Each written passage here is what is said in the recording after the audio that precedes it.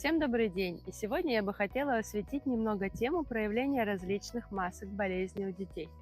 Речь пойдет о таких общеизвестных проявлениях, как аутистический спектр, гиперактивность, синдром дефицита внимания и гиперактивности и многие другие проявления, которые имеют общие черты. Одна из основных особенностей деток с подобными проявлениями – это недостаточное количество зеркальных нейронов. Здесь речь идет о подражании.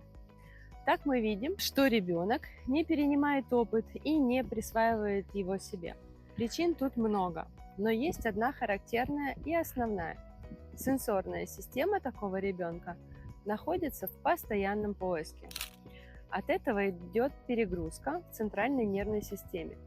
Мы можем наблюдать самостимуляцию. Это могут быть вращения, постоянные перевороты всего тела, и, как правило, таз такого ребенка оказывается наверху. Издание громких звуков, либо любые другие проявления, которые нам будут сигнализировать о потребности в помощи. Вы спросите, так сенсорная система, она перегружена или в поиске? Сенсорная система перегружена поиском стимулов извне из-за недостаточности необходимых стимулов, ощущений и сенсорного опыта. Ведь в поиске, когда ребенок все время бросает предметы, он бросает все предметы, все подряд, все, что попадется под руку. И на мгновение может остановиться, когда в руки попадет предмет, допустим, более тяжелый. Он остановится и будет усваивать новую информацию. То есть разница в весе и к тому же еще реакция извне, допустим, родителей. Как ты это сделал? Или ох, какой ты у меня сильный.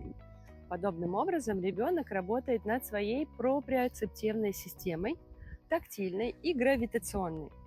Он сам себя стимулирует, потому что природа ему подсказывает, что ему необходимо совершать какие-то действия с собой и с окружающими его предметами, чтобы почувствовать самого себя.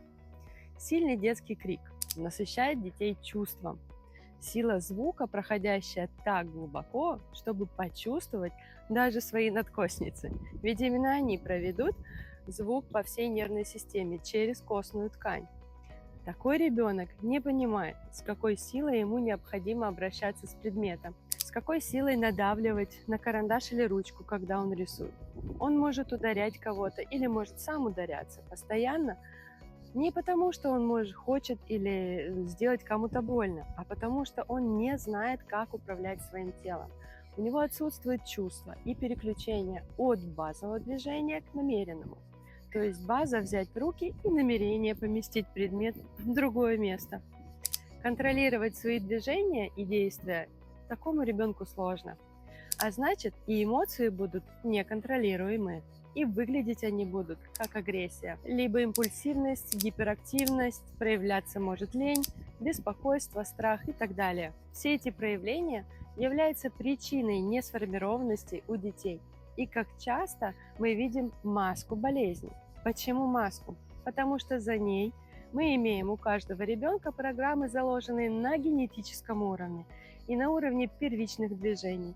Мы можем сформировать работу нервной системы, научить ребенка эффективно использовать свое тело. Ведь именно связь с этими программами он нам и демонстрирует. Стимул, реакция, взаимодействие с кем-то, либо с чем-то. Природа мудра и разнообразна, а значит, выход есть всегда.